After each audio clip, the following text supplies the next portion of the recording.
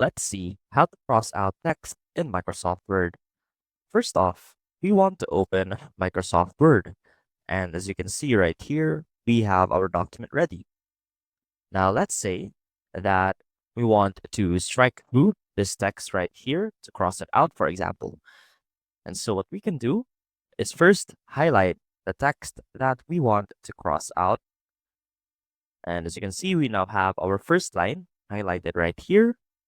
And to add a strike through this text, simply click on this arrow at the corner of the font section right here, or click Control D to access the entire feature or functions of text.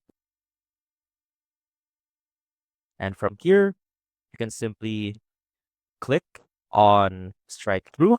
You can simply check the strike through box under the effects section.